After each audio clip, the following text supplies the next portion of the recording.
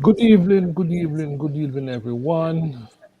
Welcome to Waterhouse Vibes, the place where we discuss issues affecting the Jamaican people and possible solution. Last week, we started to look at the issue of corrupt politicians and their gatekeepers. This week, we're going to continue that discussion because recent events in the parliament make it more urgent that we have a discussion around the issue of corruption. Also, talk about the PMP and a possible fight back. I am Michael Nita, your host, and with me I have Brother John Arton, Las Crawford, Herb Nelson, special guest Brother Mike, and the great Senator Lambert Brown. Welcome one and all. Last week we saw a committee. Well, it seems like it's a one-man thing. Edmund Warmington got got support in his ideas and effort to dismantle the Integrity Commission. And so a document was adopted and sent to the Parliament, which talk about removing the Auditor General from that important body, which is the Integrity Commission. I don't know what's happening, but it is obvious to everyone that the GLP government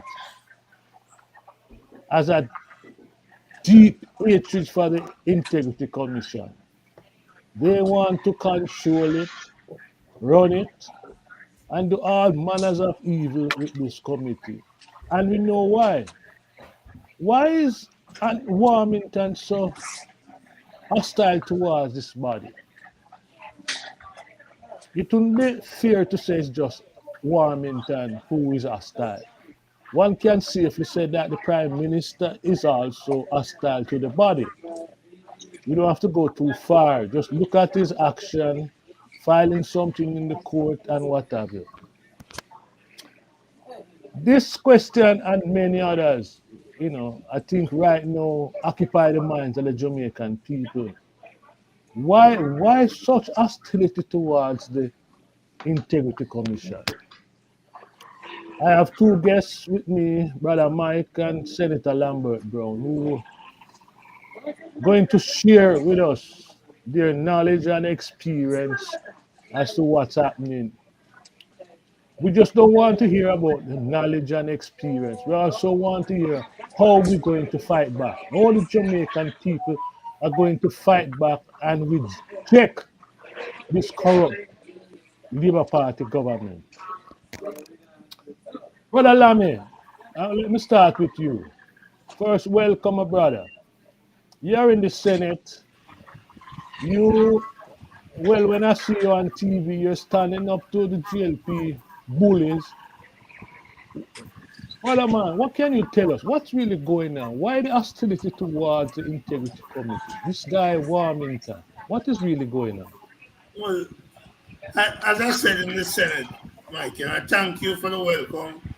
And while I am in the Senate and I've spent 3 terms in the Senate, I remain still Lammy, the guy from Standby. But when I die, I'll still be Lammy. I may not be a senator when I die.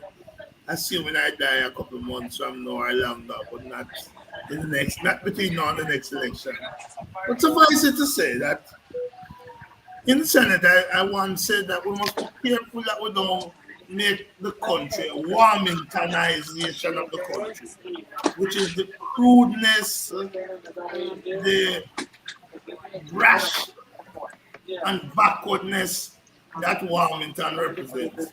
And sadly, he has become the face of the government of the day. And I want us and your listeners and your viewers to see the Integrity Commission in this historic perspective. In the 1960s, the Jamaican government got money from abroad to build out a set of schools. And you'll have recall that they built some junior secondary schools, Papi, old pilot schools. But during that period, one of the schools that was supposed to have been built was alleged to have been built, but nobody could find the school. And the man who was responsible in the Ministry of Education was a man named Dr. Arthur Burt. That school became known as a missing school. And that happened during the 60s. In 1972, when Michael Manley became Prime Minister, he established what was called the Integrity Commission. And that Integrity Commission was to deal, well, firstly, he set up what was called the Costa Commission of Inquiry. And that the Costa Commission of Inquiry inquired into a number of things: the issuing of license, the non-issues of license, building projects. And that commission invited Dr. Arthur Burt, who was then the Minister of State in the Ministry of Education. Well, he wasn't when the commission was meeting, but he was prior in charge of the school team. Dr. Arthur Burt refused to appear before the Commission of Inquiry and actually chose to pay a fine, which was a paltry sum of money, instead of appearing before the Commission of Inquiry and reporting on his thing. So Michael Manley set up the Integrity Commission, which required that every member of Parliament and senators should declare their assets and liability. But Jamaica over the years have not been able to catch any politician for corruption. By the way, Arthur Burt left Jamaica and never came back to Jamaica, not even for his own funeral. So the Integrity Commission has existed for some time. It has improved its work. And in 2015, I recall being on a joint select committee to look at the laws, to merge the Integrity Commission, the Anti-Corruption Commission, and another agency. Those years, the election came and that law wasn't passed. The Andrew Honest regime took up the legislation, and they in 2017 passed the law, which include things like illicit enrichment.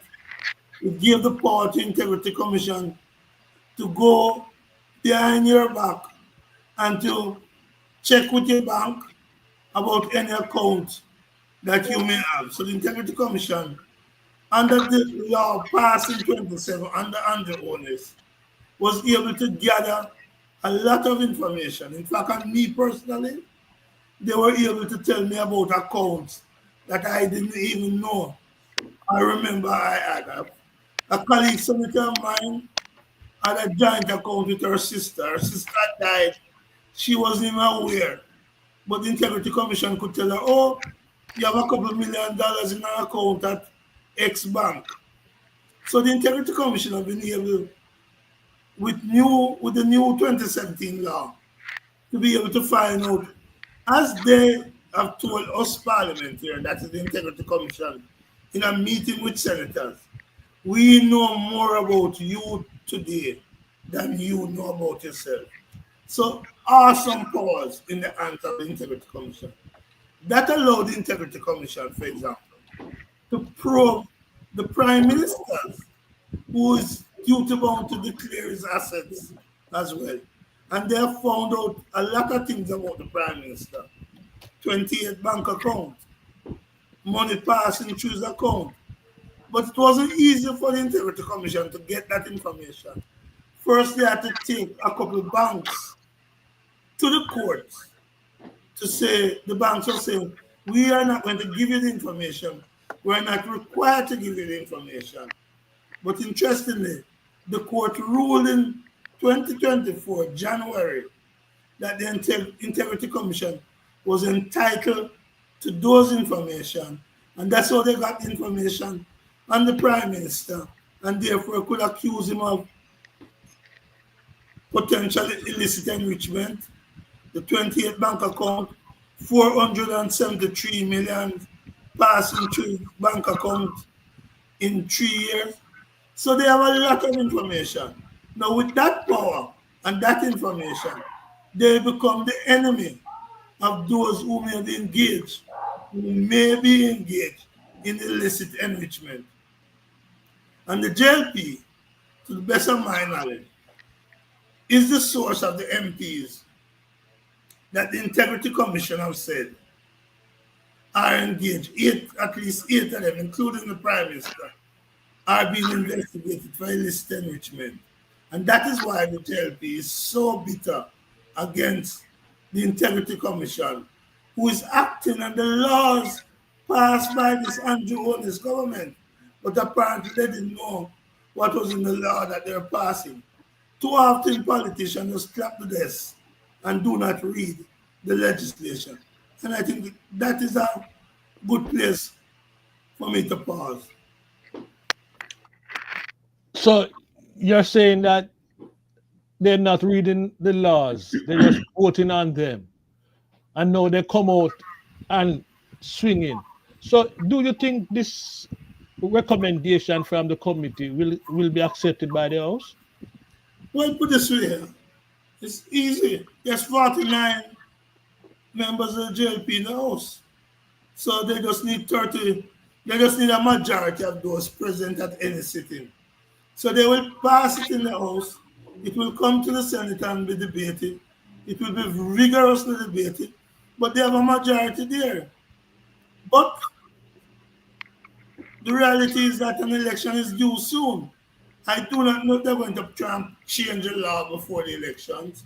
But if they change the law, Mark Golden has indicated that when the PNP wins the election, the PNP will reverse the curse that the JLP is bringing on the law and change back the law to what it was.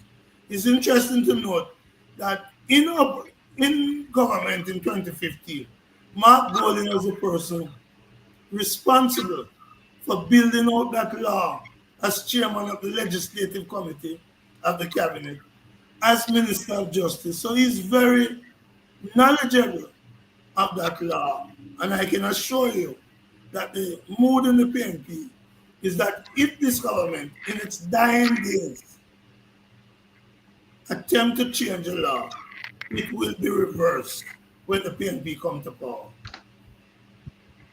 And what would you say is the mood of the Jamaican people when it comes to this particular issue, corruption?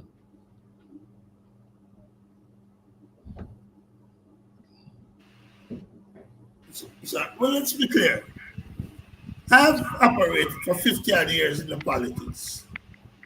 And I've lived a corrupt-free life. I hate corruption. Corruption means that the money that should go to providing hospital beds, providing lunch for children in school, the money that should fix the road and fix the road properly, is siphoned off to friends and cronies and family members. And so the ordinary people of Jamaica are the ones who are hurt by corruption, whether the corruption emanates from the PNP or the JLP. So I am one person in my 50 odd years who have sought to live a life that is opposed to corruption from whichever quarters it comes. And if anybody in the PNP dabbles in corruption, they are my enemies, just as those in this government who are caught in corruption are my enemies, because they're the enemies of proper hospital care and medication in the hospital, of our children going to school, a better salary for workers, so that the good of the country suffers from corruption. I think it is Metrosiaga who said that corruption accounts for 5% of our GDP. That is to say, our country could have grown by 5% each year, improving the life of our people, but for corruption. And corruption is wide scale. And it's not one side only, I can see that. But it's something that we must turn our face against. Folks, you heard Lambert Brown. What questions, comment you have for him? Let me just interject, Michael, on behalf of Mike. Um, what he wanted to raise were two key issues. One, for the PNP to be successful, they have to be able to expand the tax base. And a lot of these folks who are having overseas accounts and having what you call illicit enrichment, they have not paid any taxes. Regardless of that, I keep in mind, as the state, I believe it was uh, Iowa, that told all the drug dealers and everybody else, look, we don't care what kind of business you're into, but if you don't get your stamp tax, you don't pay that tax, we're going to try you on income tax evasion. And we're going to have to estimate how much money you've been making based on the assets you have, undeclared assets, as well as the houses and the cars and all that stuff that you own. And they all got nervous, and because they say no questions asked, these guys were able to walk into the tax office, pay a decent amount in taxes, and walk back out, right? And the state didn't trouble them. Like I said, don't. It could be Iowa, Idaho. I can't remember exactly which one. But the other part that he brought up was the fact that I know the opposition has declared that they're going after corruption in a big way, right? But the source of corruption since Dr. Arthur Burt days, right, from 67 to 71, right, where the World Bank must have 10 million US dollars disappeared, right? And I recall clearly the missing desk and the missing finish to the building that they were building. And there was the Costa Commission of Inquiry that investigated the irregularities.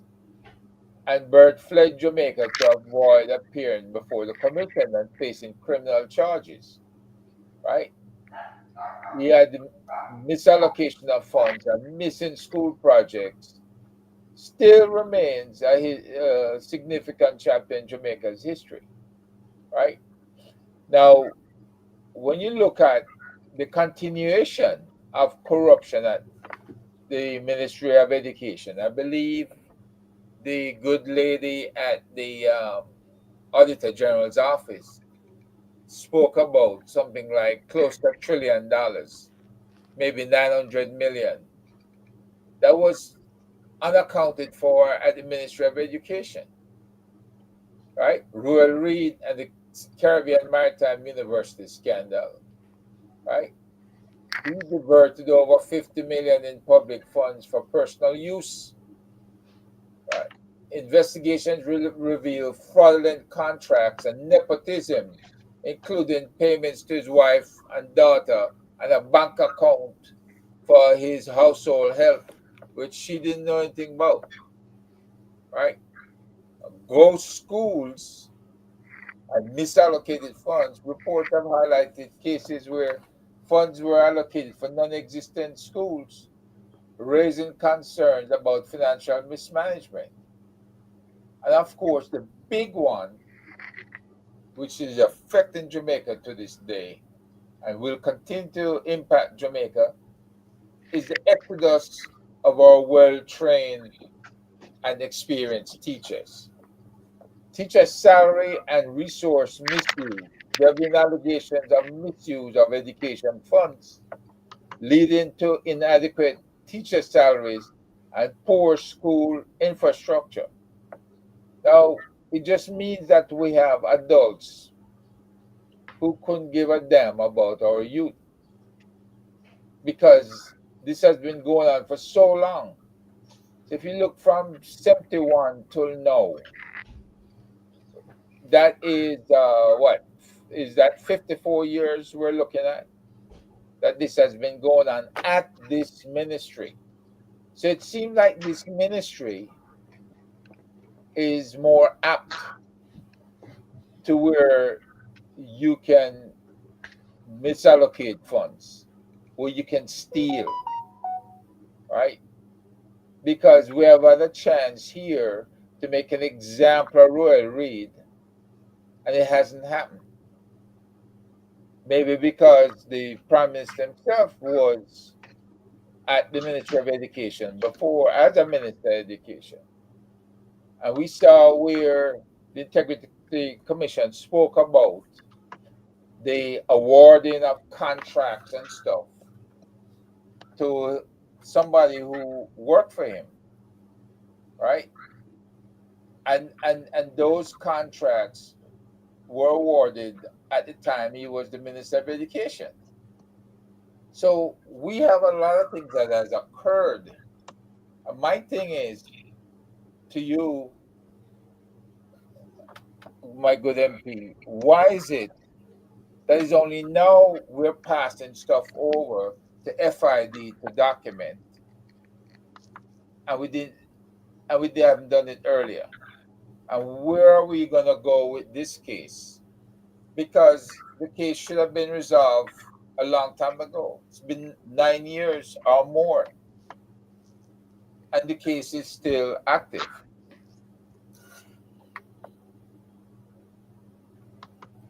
So what's the question you have for I Senator just Bird? ask it, where are we going with this, the case against Royal Reed? Why are we allowing that case to stall out, and we're not making more noise? And we know that the Ministry of Education has been their favorite target for ripping off funds. Lamy, can you respond? You have two agencies in Jamaica, NIA and JAM, and none of them has sought to even sue Royal Reed or the Prime Minister in court to force them to pay back the money, because we know the money is missing. And Lamy, can you respond to that, Lamy? I'm most conscious, Mikey. I'm not. If you could repeat what you're saying briefly, because I wasn't hearing clearly. The others poor. Okay, what I'm saying is, you have had this thing with Royal Reed in lieu of all the history of monies being ripped off from the Ministry of Education. In lieu of when the PM was there, and the PM was giving away contracts to a company that he had an interest in because the person in charge at that company worked for him and was on on different boards with him and his wife, right? And then we see Royal Reed come in there, and Royal Reed misused $50 million for personal use, with monies going to his wife, his daughter, and to his household help, who had a bank account she didn't even know she had. And we still watch as Mr. Reed is now flaunting with the idea of running again. We still not have completed a court case again, not even a civil suit against him, which a civil suit you can file against him to make him accountable and force him to pay back the money. Is this something that the PNP will take up and force Mr. Reed to pay back these funds, or force the JLP to be more accountable? I get what you're saying. But firstly, the Royal Reed case is I must say it's an interesting case, but only interesting from the point of view that it has taken so long. And what Royal Reed, Fitzpinnock, and their lawyers have been doing is to exploit the rights given to each citizen to challenge their prosecution. And it's interesting that last week the DPP came out about conflict of interest with the Auditor General. In Royal Reed's case, part of why that case have not yet been tried and the PNP can't interfere with the criminal justice system, we have to await its outcome. But if certainly is found guilty, it will be in the remit of the government then to say, you have been found guilty of a criminal offense. We will take civil action against you to pay it back. That's certainly something within the remit of the government, and the PNP should certainly look at it.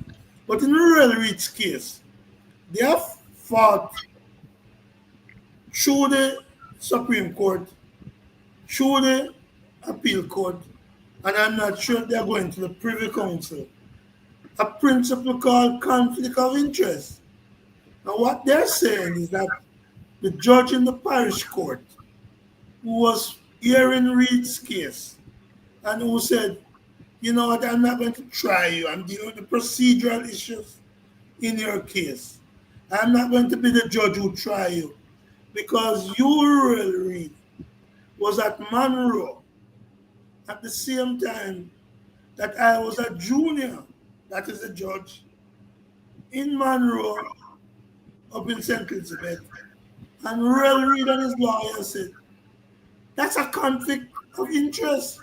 And the judge should never have had anything to do with the case because both of them were at the same school together, even though they might not have even exchanged a word. So, Royal Reed is jumping on that. The Supreme Court and the Court of Appeal has knocked him down, and I believe the trial is set for some time, maybe next year. But you're absolutely right. Not only Mark Golden has said some will be charged for corruption, but where they're charged for corruption and found guilty, restitution, payback should be part of the agenda. And that I share your views. My question, Lamy, is that you are saying that should the JLP dismantle the Integrity Commission, that when the PNP wins the election, the PNP would reinstate whatever damage or dismantling that the JLP has done. What I'm trying to figure out is that the only form of engagement that the Jamaican people can have in this situation in terms of resisting or protesting, or just reacting against such a dismantling? Is it just that the Jamaican people would have to wait on the next government to do anything about it, or there's nothing, absolutely nothing that would be able to be done until such time? No, well, the good thing here is that the next government is soon, in a matter of months. But apart from that, today, well, the Council of Churches recently, this last week, came out, and they represent people, came out against the removal of the Auditor General. And I'm trying to remember if there are any other group. Yes, the NIA, National Integrity Action, came out. JAMP came out. The Gleaner had a very strong editorial today And the Gleaner editorial says, leave that the Auditor General alone, so that people, the press, the church, are opposed. On Wednesday last, the PNP had its second demonstration to rescue Jamaica from corruption, and they had it in Old Harbour. That's not the last one that will take place. So there are opportunities for the people. And so if the people want to speak, they can speak. But certainly the people will have a choice when the election is called.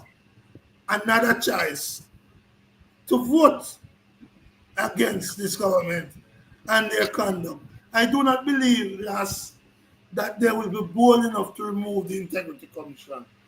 But what the PNP has said is that we are prepared to look at the gag clause and to see how we can allow the Integrity Commission to be able to speak more. Because believe me, this corruption thing is holding back our people and is suffocating the country.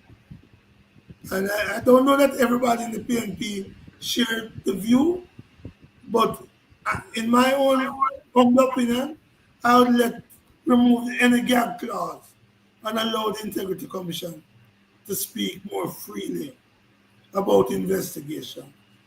Of course, the Integrity Commission needs to be responsible because people can be accused easily of and falsely, and they will need to clear the name. But to me, I would rather err on the side of full openness, let the people know, so that we take our hands off the people's money and let the people money serve the people's best interest. That's my view.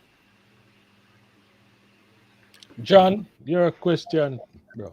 Yeah, I think my question is a very broad question. And the question is, among many Jamaicans, probably a majority, the feeling of the views on corruption go across party lines.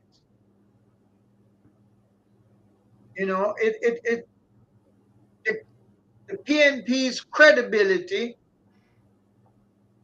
is impacted negatively when the view expressed that both parties are guilty of illicit use of government money. And I am looking at comments in our column here, which I think we should post. But a gentleman said that when the PNP was in power, that they removed the Auditor General of for the Integrity Commission in the early 20s. I don't remember. So I want you to comment on that, because one of the biggest negative view about the corruption is that both parties guilty of corruption. Like it don't matter, the credibility of the PNP is significantly undermined by experiences of corruption, some of which I'm not up to date on all of them. I do remember, however, that Royal Reed, at one time the board or the trustees he was the principal of JC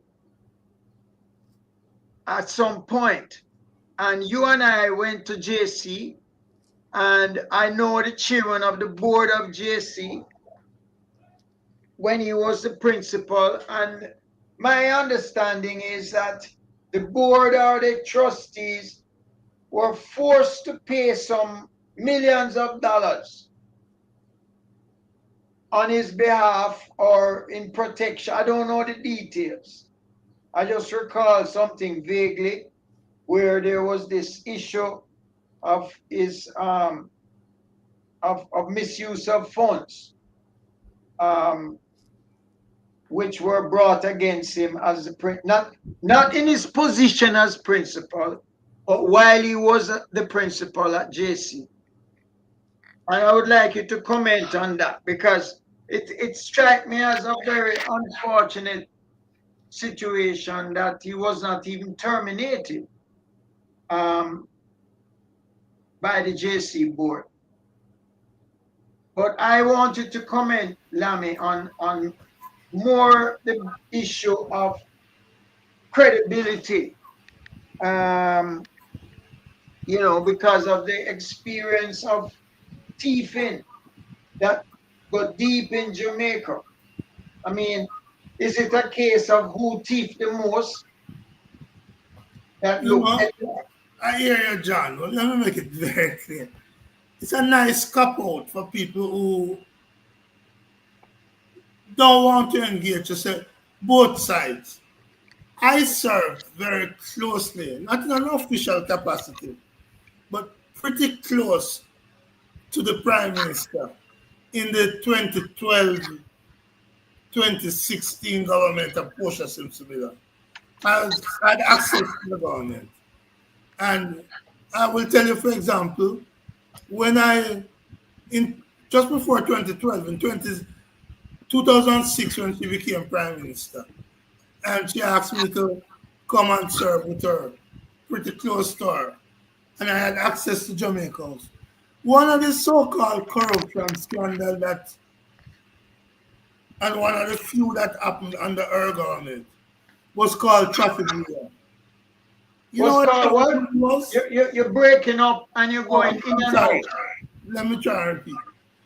Trafigura was a case of a company wanting to do business in Jamaica. And the company decided to make a contribution to the People's National Party. And Bruce Golding was told that by somebody in a bank. That matter dragged on because it was an exotic name, Trafigura. But nothing came of it because it is what happens every day. Business people give money to political parties, to the JLP, to the PNP, to NDM, and to other parties. So that is what was broadcast as corruption. No Jamaican money was involved. Another one in which I was close to was the so-called Outameni case. What was Outameni? A lady who was shot and was paralyzed. Other house which her brother had used as a collateral in a business called Outameni. And the bank was foreclosing and would have kicked her out of the house. She went to Bruce Golding, Ed Bartlett, ran it to it. And what the housing trust did, and I was there, was to buy the debt from the bank for significantly less than its value, save that lady who contributed to the housing trust, and the NHS currently has value for money in Trelawney in that Outameni property. That's what people, and Outameni sound like an exotic name too. So people say, oh, both houses.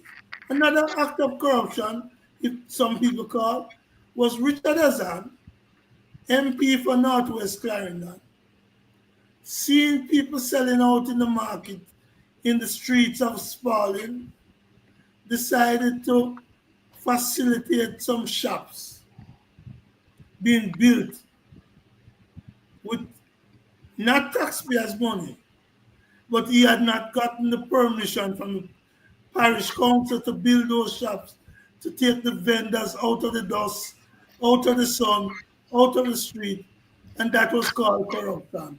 Nothing came of that. Andrew Owen said he would not sit with Richard Azan in the parliament. Those are what people would call corruption. But when you can't account for $473 million going through your bank account in 3 months. That's different from building a shop to ease the pressure on poor vendors in Clarendon. That's different from a minister of education can't account for money, as you're saying in rural read. And in rural's case, I know rural very well. I served with rural in the trade union movement when he was president of JTA. I know him as principal of that great college and Hope Road, Jamaica College. And the reality, John, is that as JTA president and as an educator, he was close to Andrew Holness, the Minister of Education. Andrew Holness made him an advisor.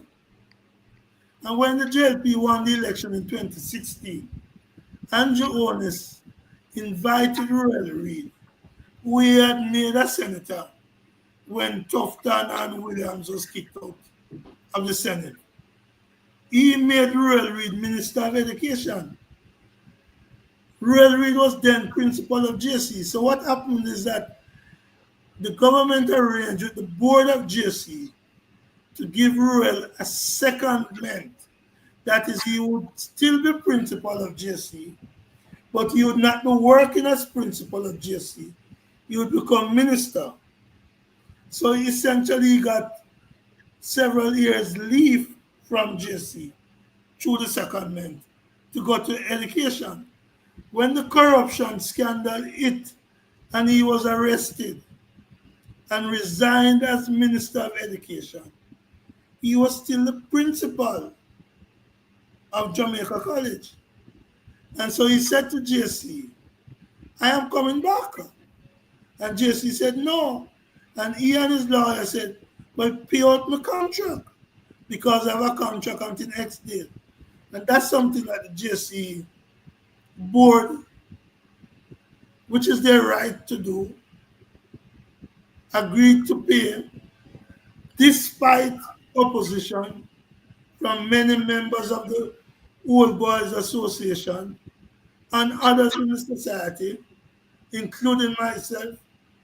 And arising from that, there's no case between the former president of the Old Boys Association, Major Basil Jarrett, and the principal and other members of the JC board, because they said that Basil took tails out of the board.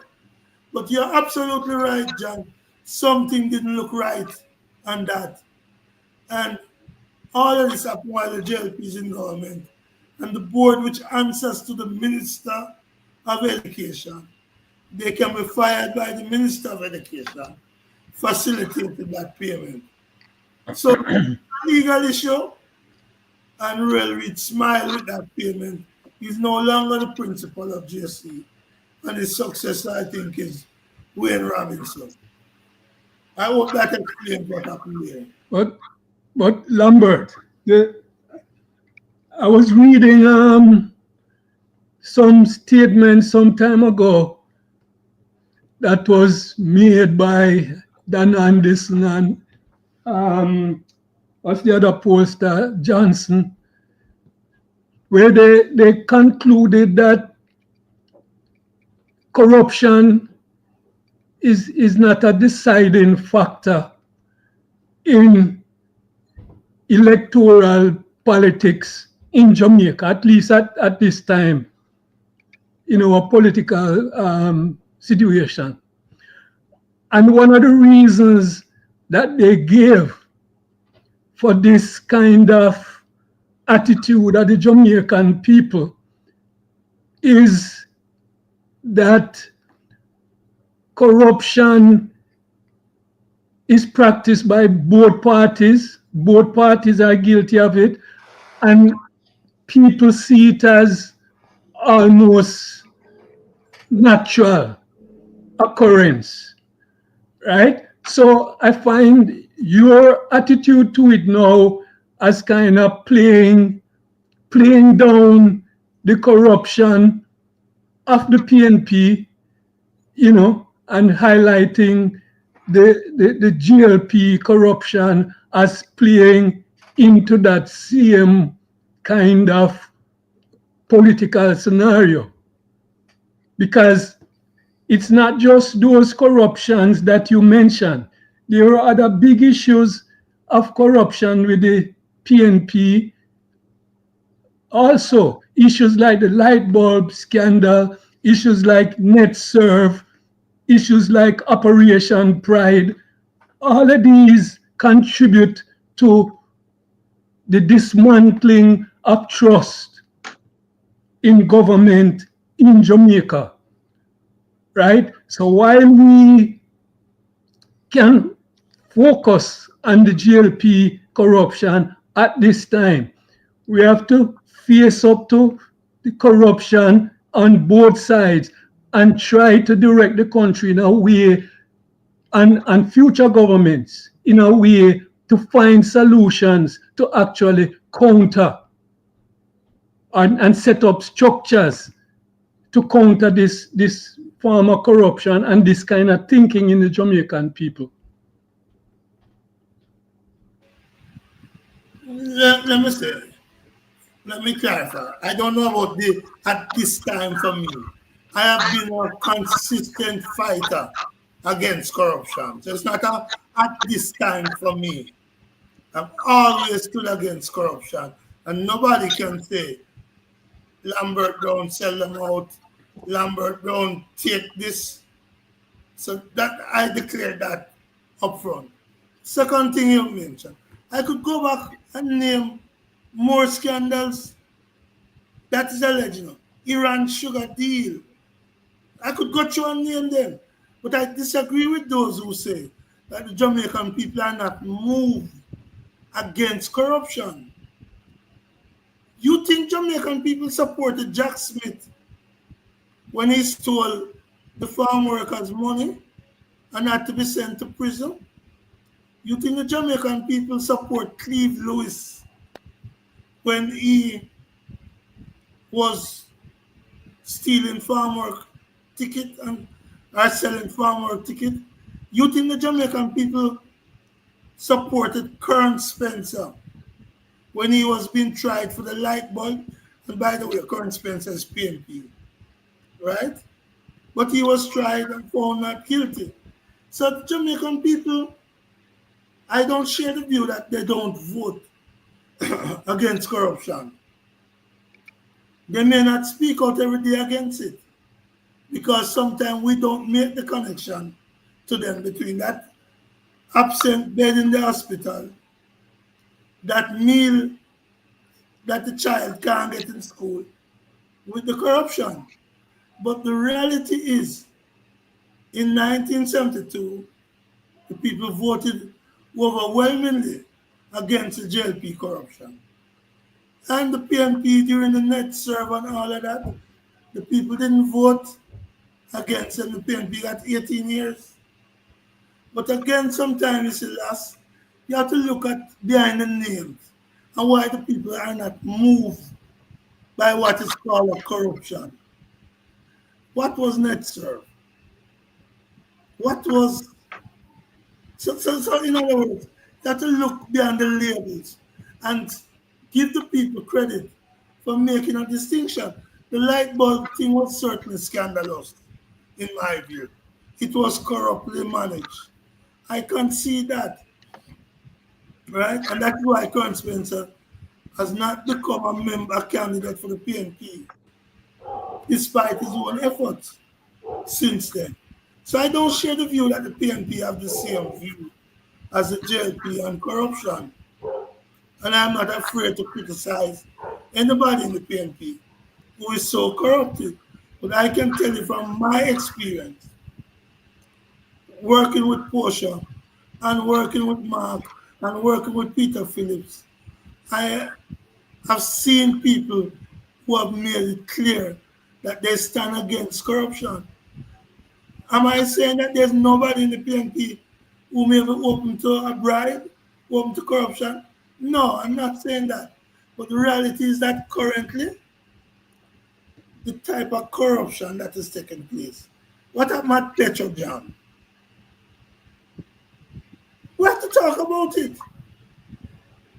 And the people are going to let people pay for it, right? When you take away the school children lunch with a corruption of nutrition product limited, people are upset about it. They're going to make you pay for it. And when the people are saying, why are you fighting the Auditor General? Trust me, in this election, corruption is going to come. And that is why you see the JP is fighting so hard against the Integrity Commission because they fear that come this month, June, another annual report from the Integrity Commission is going to come out. And it may not, I don't know what is going to be in it, but it may not be pretty. I see recently the Integrity Commission has moved against PMP members who have not complied with the legislation. I stand in support of the Integrity Commission. Even when it asks me for more information, as I said to them, I won't be guilty of illicit enrichment. I'll be guilty of licit, listen to me clearly, licit impoverishment. That is, I'll be poor, not rich. And I'll be poor legally because I'm not the one who's going to be taking money. That is not mine.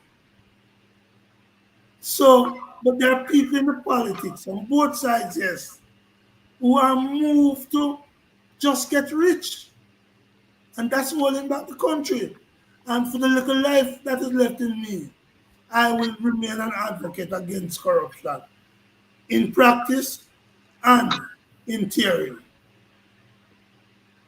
Patrick, One more question, if I may. hold on, last. Patrick means very patient. Patrick.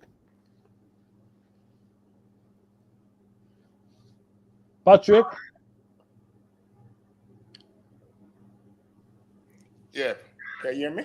Yeah. First of all, welcome again, Lami. Good seeing you. Bless you.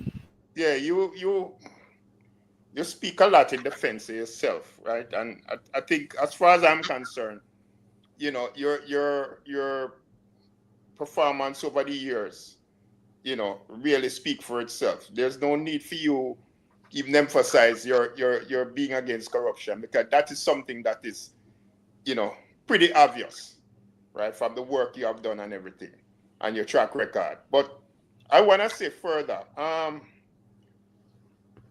my question to you is, how important do you consider this situation with this present, corrupt atmosphere with the current government? How important do you consider it being resolved in a justified way?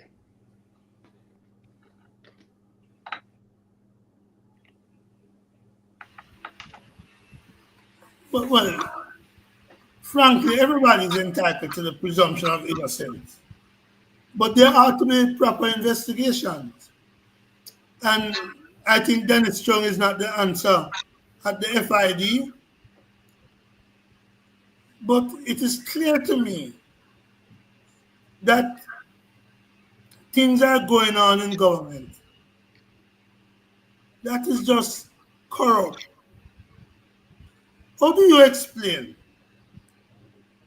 a Cornwall Regional Hospital, $2 billion to repair, but that reached $26 billion and still not finished? Poor management, misjudgment. How do you explain the purchase of a drill at the Bustamante Hospital for Children? And by the way, the hospital does not have the necessary microscope to assist the doctors in surgery. It does not have a CT scan. It does not have an MRI machine. It's the only hospital for children still in the country. It does not have those. But that hospital buys a drill for neurosurgery, which I was the first to expose in the Senate in January. That drill can be purchased for about $32,000 US, brand new. But that drill was purchased for over 170,000 US dollars. I'm sorry, let me withdraw that. It was sold to Bustamante Children's Hospital for over 170,000 US dollars. Isn't that corruption? Isn't something wrong with that? And couldn't some of that money be used to buy a CT scan machine for the children of poor people picnic? Of poor people? Couldn't that money be used to buy a microscope to assist the surgeons in finding the tumors in the children and saving their lives? In Port Antonio last week, a patient died, 50-year-old, because necessary equipment were not available in surgery. That if we were not corrupt, as this government is, lives of hardworking people, taxpayers could be saved. And I can't be silent in the face of that. And I'm saying such acts of corruption must be investigated, they must be exposed, and if criminal sanctions are available, they must be implemented against them. And that's my view. But in the meantime, in another couple of months, the people of Jamaica will have a chance to look this government straight in the face and say, some of your members are too darn thief. Time to get rid of you. We are voting you out. That's my view, and that's why I believe it has to be dealt with. Yeah, if I can press you a little bit though, because you know my reason for posing the question in that way is that Jamaica is in a crisis, a real serious crisis right now, probably one that we have never seen before in our history, right? When it comes to corruption, right? And you have done pretty well, you know, outlining all the various aspects and citing examples and all of that, right?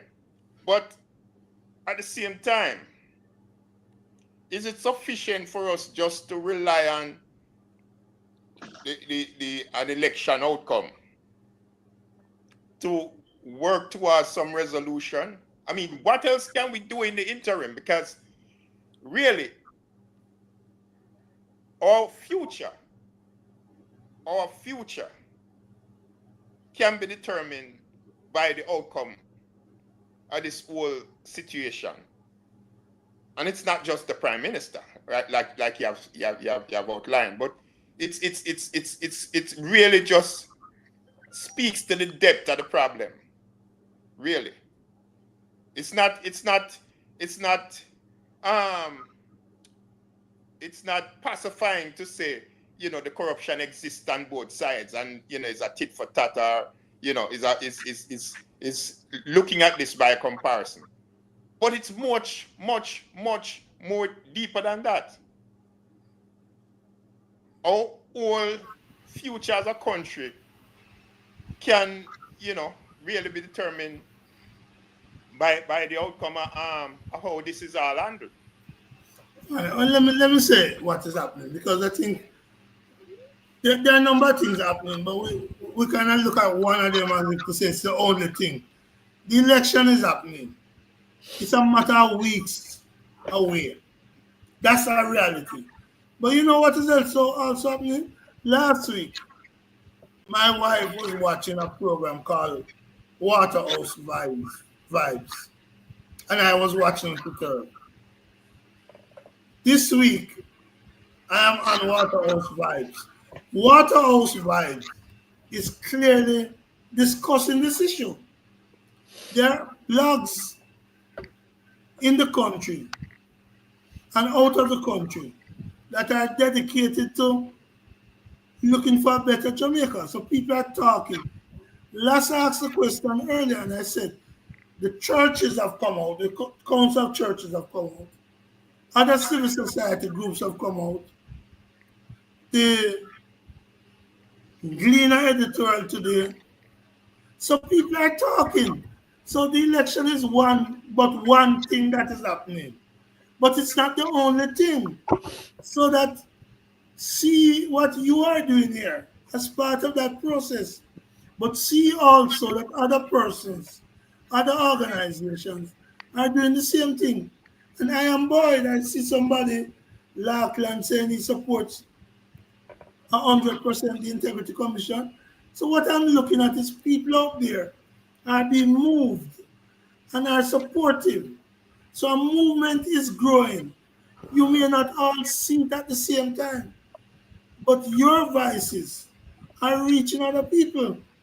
Don't think you are the only one who all the views you have about a better Jamaica. More people out there. So from where I sit, I see a movement. I see energy. I feel people are talking. People are seized of the issue. And again, don't make the mistake to think that me or others are only waiting on the elections. I would not have come on today on your program to share with your listeners and your viewers my views and to hear your views and exchange ideas if I didn't believe that a broad mass is developing around the issues of concern to you guys, to you, my friends. Yeah. Let me ask you this. It is clear that corruption will be a major issue. My question is, do you think that is sufficient to move the people into the ballot box? If not, what is the PMP game plan? What to move the people? Because some people are doubtful that corruption can move the Jamaican people to the ballot box. What do you think?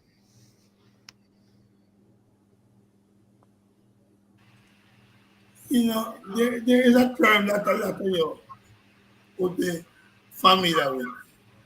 So I'm going to use it. It's not a word I readily use. The dialectics.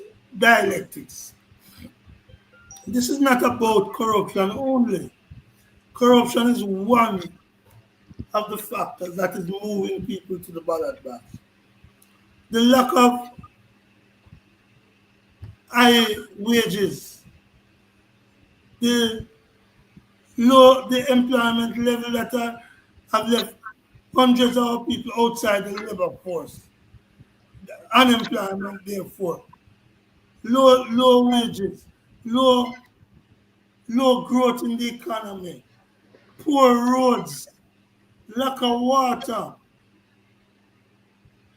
terrible healthcare system, an education system that is failing, where a principal of a secondary school, or was it a primary school, said 70% of the 220 grade 7 students were reading at. I think that's Prembaka. So what we're looking at is a multiplicity of factors. Corruption, which we're discussing today, is but one of those factors, a major one. But there is a whole set of issues. John was a teacher. The education system has not improved since John taught in the 70s. It has probably gotten worse. 18% of our children are matriculating to university level. So that people are seeing and feeling what they expect it to be. If I borrow a word from Desmond McKenzie, prosperity. They're not feeling the prosperity. They are seeing only the income inequality getting worse. They are seeing only a few people acquiring all the lands, getting rich. But the majority of our people are poor, landless, homeless. So those are factors driving the elections. And of course, there are some subjective factors if you wish. Arrogance, poor governance, a government that doesn't listen to the people, that doesn't relate to the concerns of the people. All of these factors, my friends, are driving the elections, and is what has led Dayton Campbell looking at poll results to say, at the beginning of June, he's seen 40 seats for the PNP. And as he said, by the end of June, he will give another prediction. So a lot of things are happening. Last night in Westmoreland, at Godfrey Stewart High School, the PNP had a massive youth rally. High energy amongst young people, reminding me of a rally in 1976, where a friend of mine and a friend of yours named Barry Chevron sang the song Forward March against imperialism. That's the type of energy I am seeing on the road now. As the PNP in a new song releases, sound the alarm. Anything them broke down, we will build back. We're marching to victory. That's the mood I'm seeing out there. And I am sorry my friends here are not feeling it on the ground. But that's what I'm seeing. I see the movement on the ground, Lammy, especially in the White House and those places. But the people complaining that Mark Golan is not a fighter and they want a fighter up there to represent them. That's what some people are saying. My friends in Waterford and others, Mark Golan is not a fighter. He just let the GLP get away with things. How do we deal with that perception?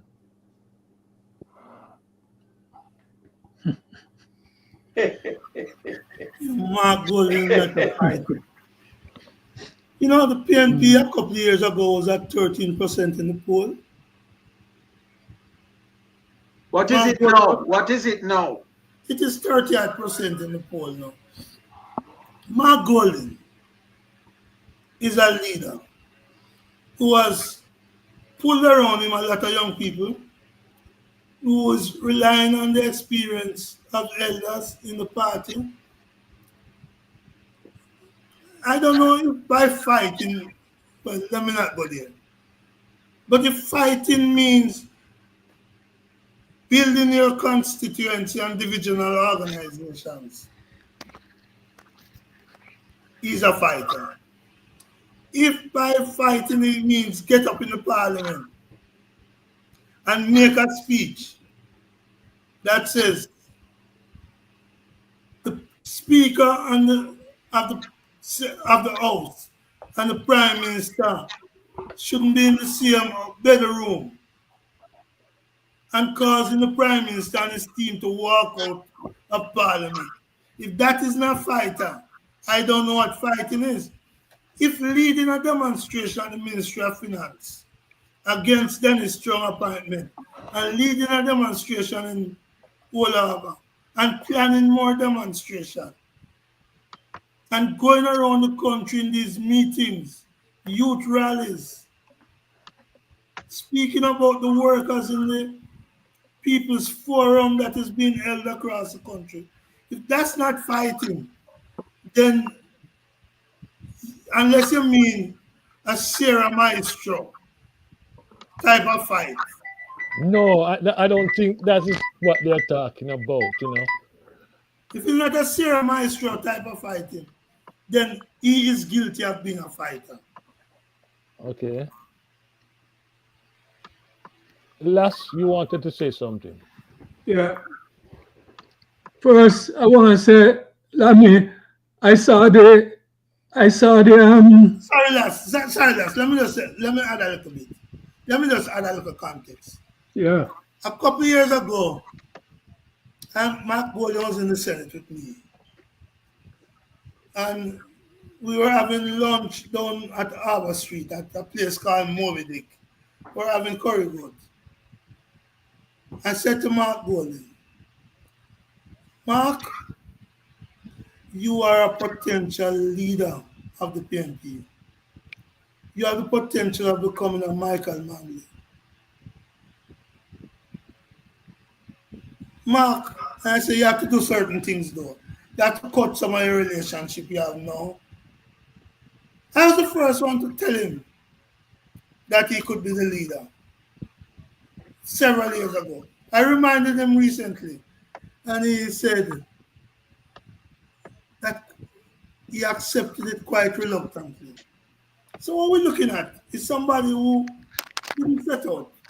I was happy to lend him Delana Franklin edited book of Michael Manley's speeches.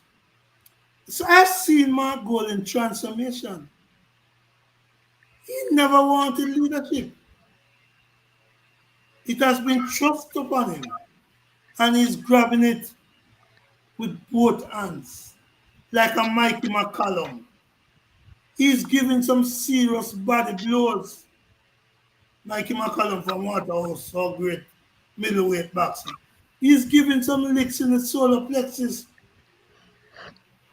And so, sorry last time, cut you, but I think we should put that in context. So this is a man who's fighting, and who is fighting successfully. Sorry last.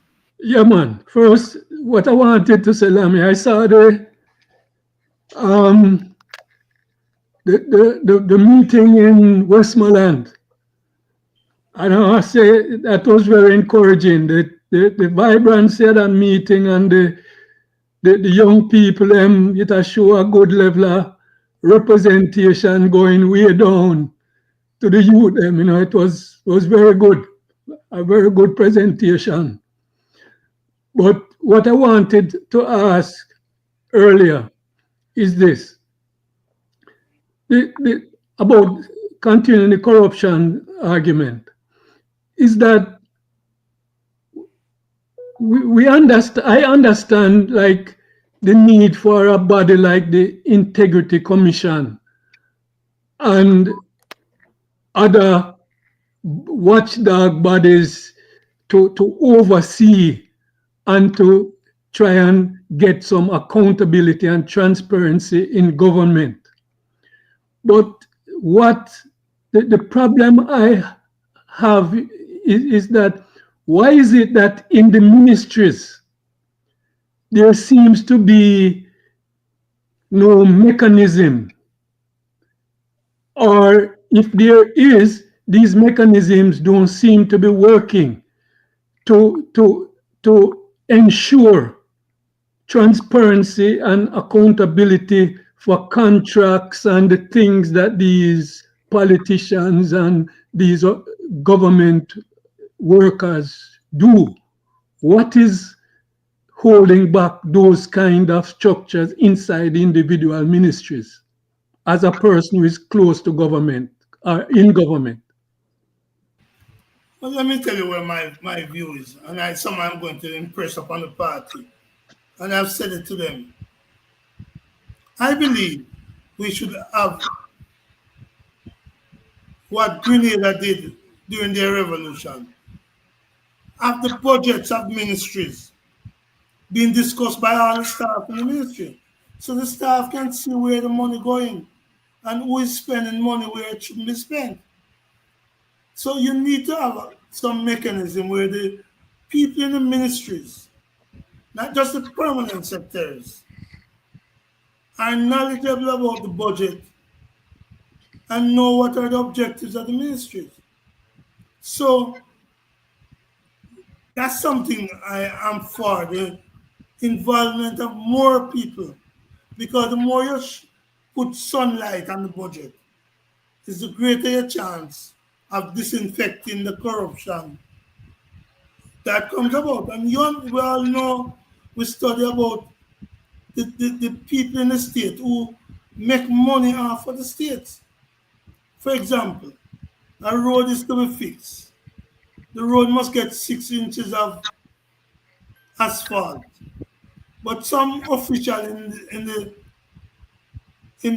ministry sign off and the road has been completed when only 2 inches of asphalt are put there, and the money for the 4 inches that wasn't put there.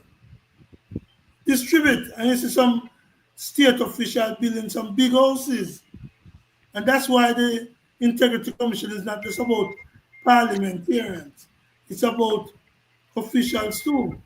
And somebody asked the question, why are we not going to court with the Dennis Strong issue? Simply, when we go to court, we win. And we win because we do our preparation. It's not every case you win in court when you go for judicial review. If you're not properly prepared and know the facts. Sometimes it's the court out that is going to give you the victory. Sometimes it's the people's court out in the street that gives you the victory. So the lawyers are still working on the possibility of court action in the Dennis Chung issue. But trust me, when we go to court, we win. So we don't just run to go to court like some people who feel that everything you go to court for. We first check out what are the arguments for, what are the arguments against, what are the laws, and that's how we operate. And that's why we have won so many cases against this incompetent government. Herb, any question for Lammy? Senator Yeah, Brown? I've got my follow-up question. You touched on the very thing that I wanted to ask on, which is going to court.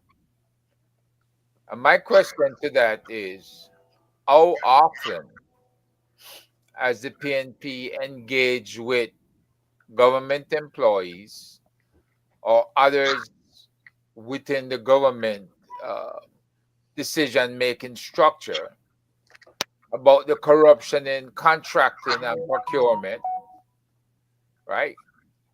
And about the corruption that these ministers, especially in the case of Ministry of Education, when those contracts went to one particular company that we knew was associated with the Prime Minister. He was Minister of Education at the time.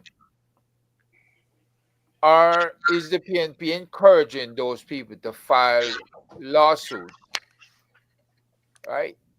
Take it upon themselves to file a lawsuit as an individual or to back them up as individuals if they have a really competent attorney and a good case that they can present in court.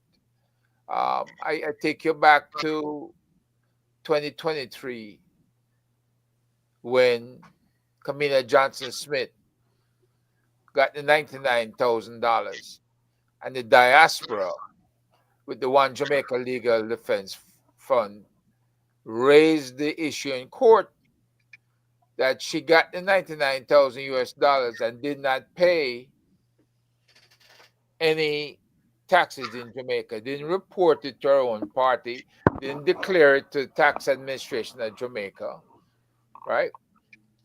And we were able to file the lawsuit back then, right? We supported Mr. Rattigan in that endeavor. So what is it? And I know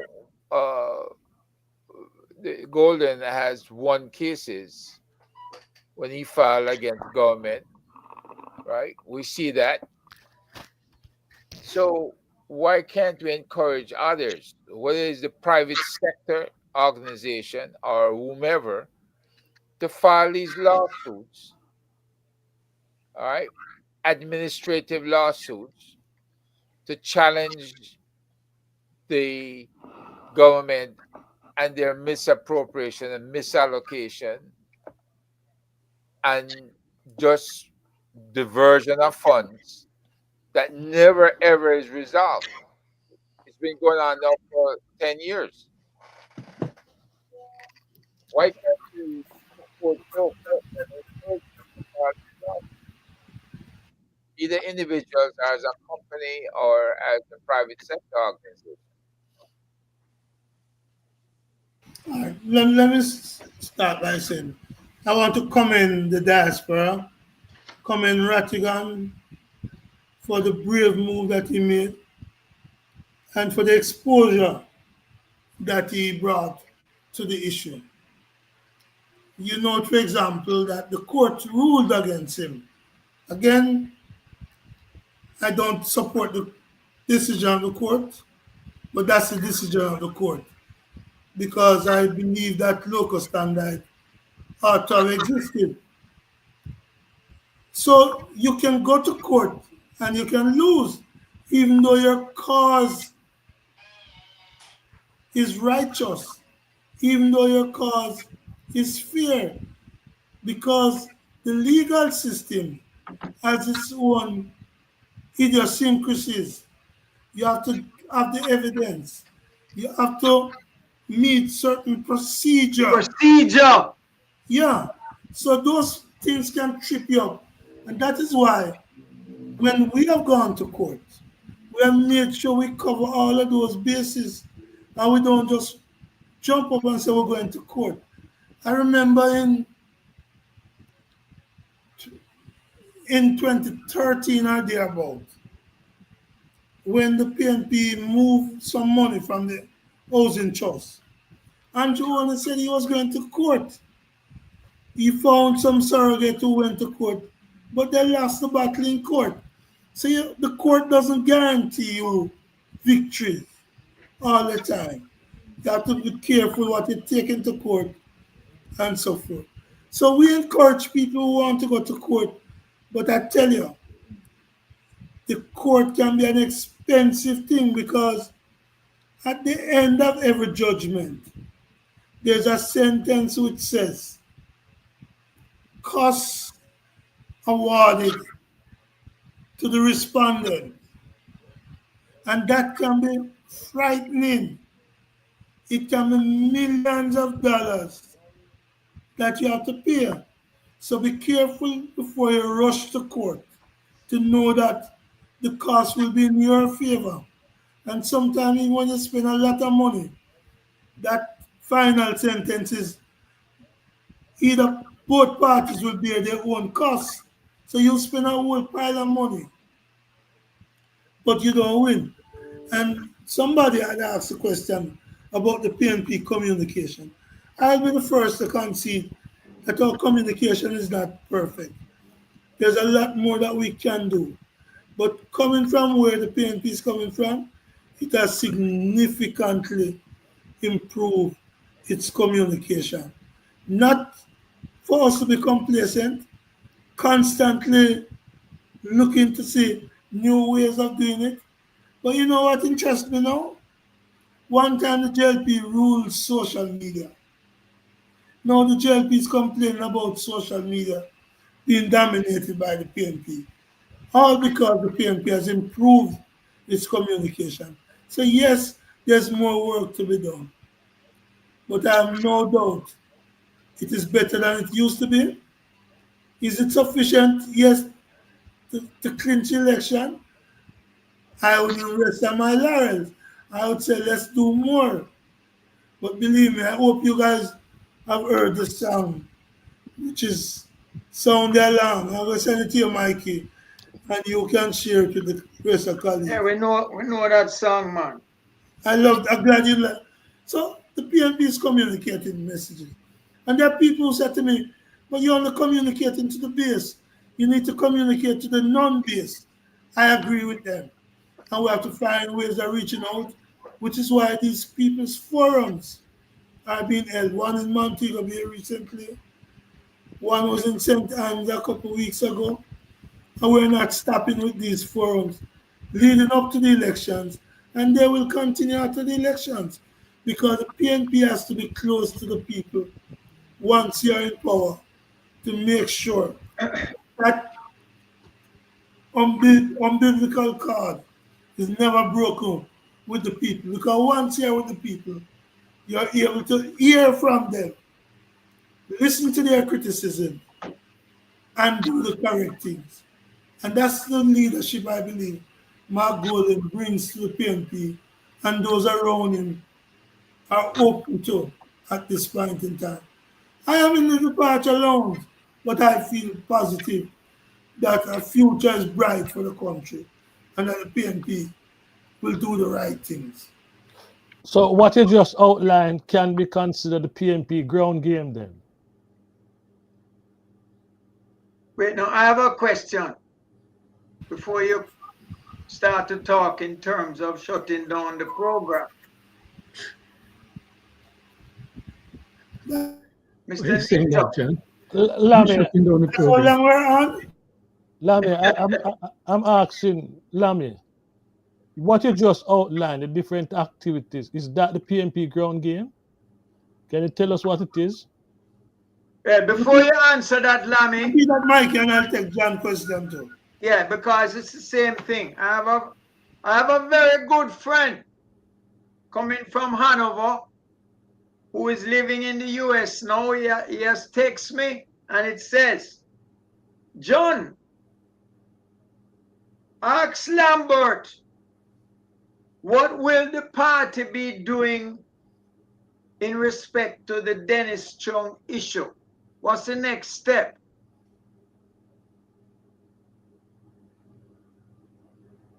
Yeah, I'll answer that, John. But Mikey, what were you saying? The PNP ground game. Can you tell us about it? Ground game. I Yes. see. Yeah. All right. Firstly, whether we like it or not, it is election season. And so, first thing you need to do is make sure your party workers are reaching the potential voters.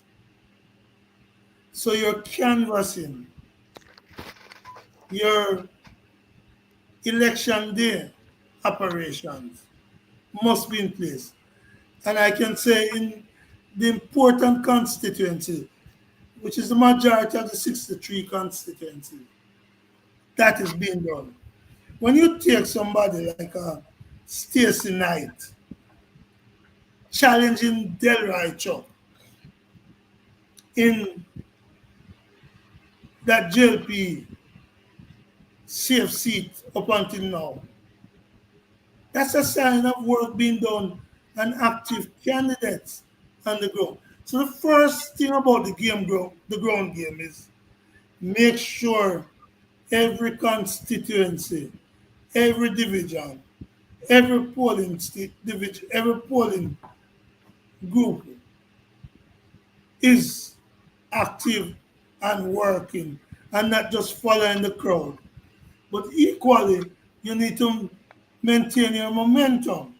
So you need to have your mass meetings, your divisional conferences, your constituency conference. Last night, there was also a conference in Spur 3 and another division down in Manchester. So the game is on the ground, working. Now, in terms of John's question about, and of course, social media, of course, but you have to be on the ground because if you're not on the ground, you're losing. What are we going to do about Dennis Chung? The party has said, and it's a united party, Peter Phillips, all of us have said, we will not stop these demonstrations. One last week, or the week before at the Ministry of Finance, one in all over, and we're going to other parts of the country with these demonstrations to be announced by the General Secretary, each particular one. So you could tell your friend from Hanover, we're not stopping until Dennis Chung is out of the FID. And the good thing is, and the best way to stop him, ensure the PNP wins the election. But we're not waiting only for the election. We're going to have rolling demonstrations. And these demonstrations are growing, and the people are enjoying them. I mean, just last week, the week just passed, East Rural St. Andrew. There's a massive tour in East Rural St. Andrew, touching base in Garden Town, Kentire, Halsey Light, Bull Bay, Harbour View, mass turnout at those. So that's the ground game. And thankfully, the ground game fits into an electoral strategy.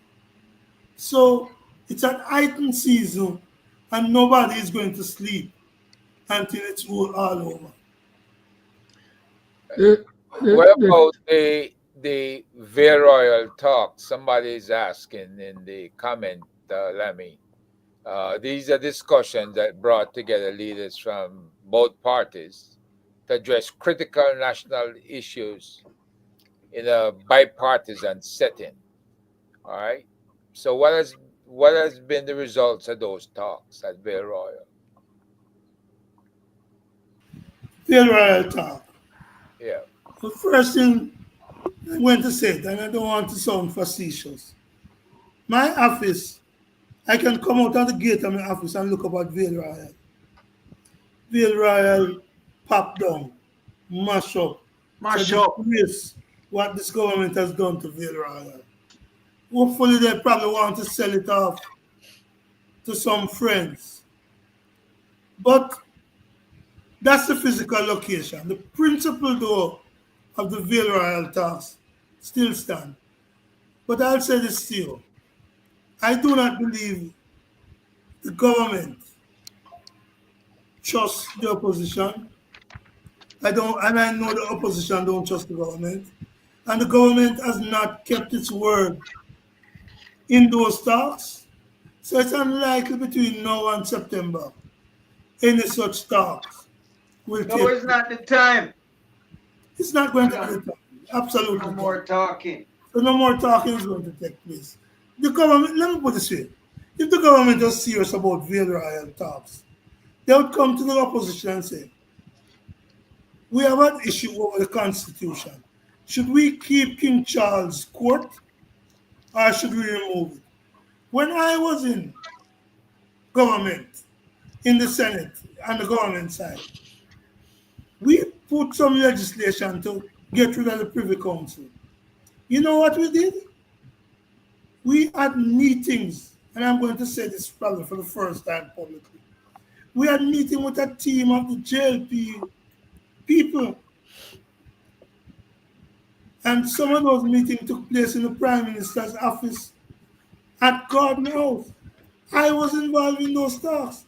And out of those talks, a consensus was formed to ask Bruce Golding to talk to Siaga was alive, to shift his position on the Privy Council, because that was the only thing that was preventing us from moving the Privy Council and therefore advancing the constitutional talks. Sadly, Siaga would not change his position. But those talks took place in private, and I can say today that those talks were taking place behind the backs of the people, but they were taking place. This government is not prepared to do this, and I can say as a trade unionist, as a negotiator, whether you're negotiating between heads of states or you're negotiating, sometimes you have to step back and take a walk in the park, leader to leader, talk about issues, find a consensus, and then come back to the table. That's what my 50 years as a leader of the union have said to me. You get agreement when you talk face to face with people.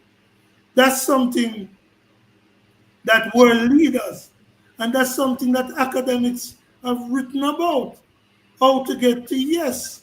There's a nice book by a guy named Yuri Foster, how to get to yes. So if the government really want to get to yes on the constitutional things, they would be having private talks. It's my understanding that such talks are not taking place. The GLP has been in election mode for quite some time. I think probably way before you guys were in election mode. I mean, they've been using like the state resources and state projects to literally campaign on, right? What I want to find out, on the crime issue, on the issue of crime, right now they seem to be getting a bump, at least in their feelings, that I mean, the management of the crime issue has brought them significant levels of support. What are the PNP's priority areas in terms of policies right now towards the election? Well, firstly, I want to address the policy issues. But let me say this. Those of us who have been around a long time know that in Jamaica, we have had a two-term syndrome. Two-term in government, get kicked out. Except for when PJ Patterson came. So the state have not been able to win all the time. Those in the state win every election because of the money and the largest that they choose to spend. Sometimes money is overrated in the politics. And don't get me wrong, money is important. It moves the mirror sometimes, but oftentimes it's overrated. I've seen government in 2011, Darrell Vass declared that the JLP had more money than any party I've ever had. But they lost the portion. They had money in 2024 in the local government election, but they didn't win. So money oftentimes is overrated in the politics. This is one such time. It is going to be proven to be overrated. In fact, you know what the JLP is doing? Taking the money for themselves rather than trying to buy votes because they realize it's over. When Dalrymple goes down to Jacksontown in Trelawney and goes on a platform and says, the women have told her that Mama D, we're done with you. And they're saying that all over the country to JLP candidates. And the JLP have had to be booting their candidates left, right, and center. It tells you that the money is not a factor. In terms of PNP policies, one of the policies is about housing, about improving housing conditions for the people. And here we're talking about building 50,000 houses. We're talking about rent to own. We're talking about grants to young people to assist them in becoming homeowners. We're talking about utilizing the NHT better and moving it back to its original purpose of providing houses for the people, as was done in Portmore and other parts of the country. We're talking about agriculture, what we're going to do to the farmers, the establishment of an agricultural fund and support for the farmers. We're talking about healthcare and improving the facilities in all the hospitals across the country. We're talking about innovation and digitalization and linking everything we do to the new modern technology. So that if you're talking about garbage collection, we must can develop an app which tell us whether garbage has been collected in Raytown, Greenwich Farm, Fifth Avenue, wherever in the country, people should be able to report.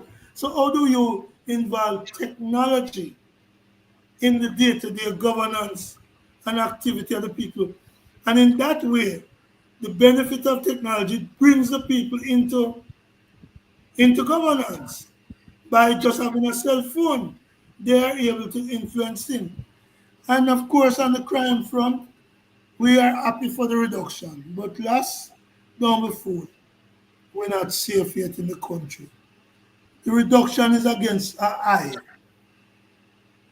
But we welcome the reduction in crime.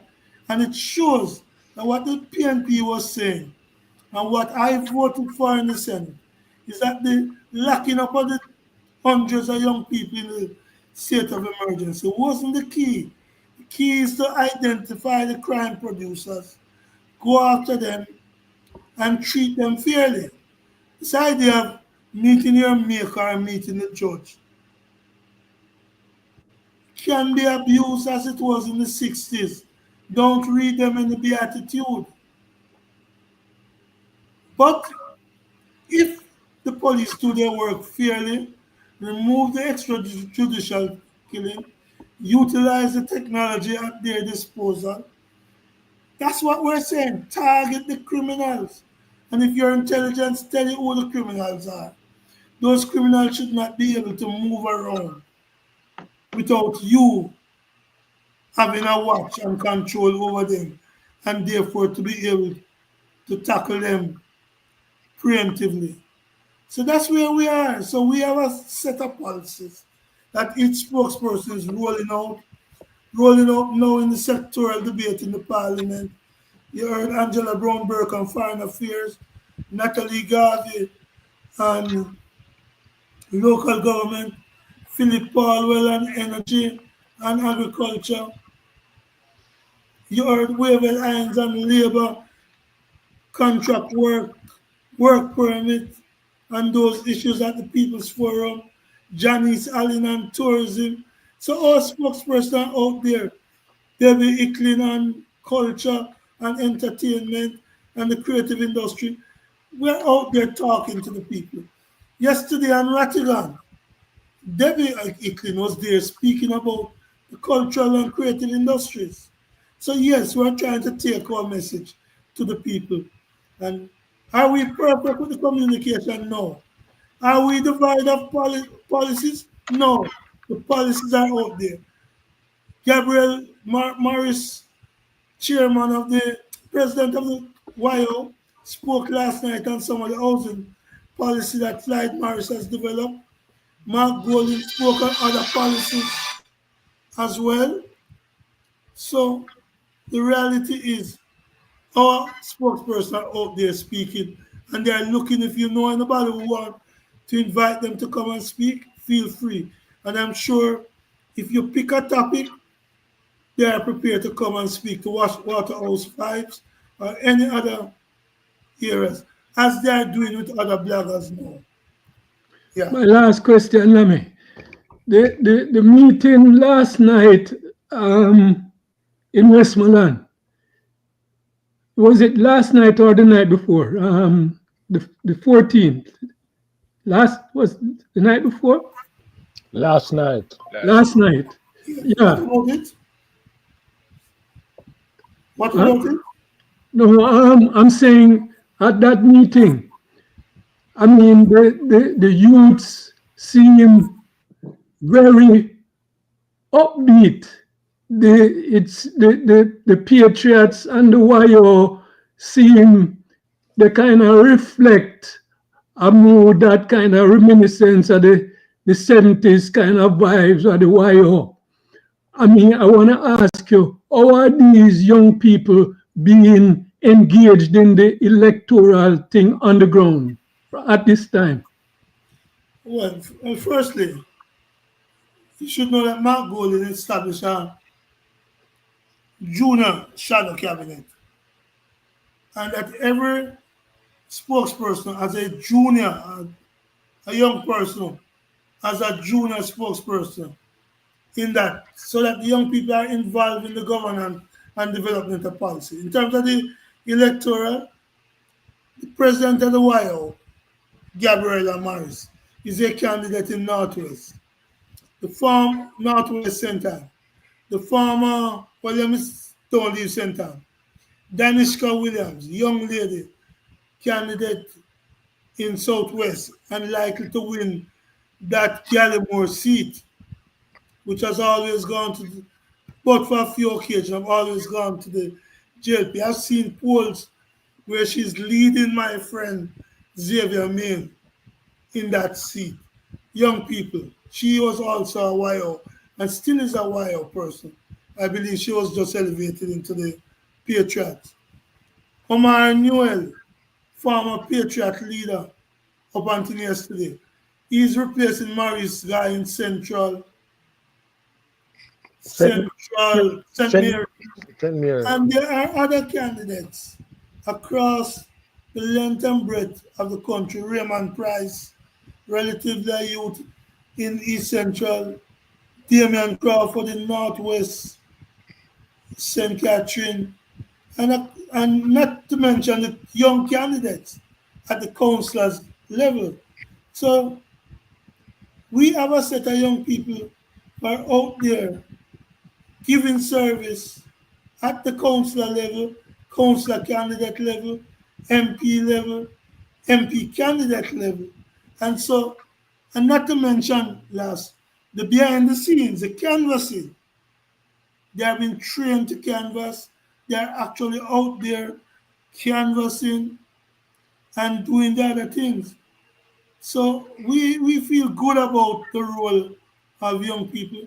But I'd like to say publicly to my leader, Mark Golden, that when we come to power, we need to establish a council of young people, which bring young people leaders, leaders of young organizations from across the country, across party lines, across social lines, to meet at least once every 6 months with the leaders of government to make sure we keep focus on the young people issues, whether it's been agriculture, whether issues in education, whether issues in communication, whether it's issues in business, so that we need to build a structure where young people feel and are not the feeling, but are part of the process of governance going forward. As a former young person myself,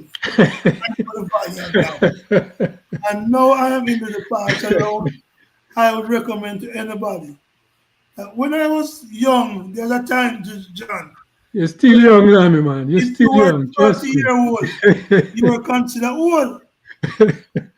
Now at 70, I believe I am young, but I know my youth is behind me.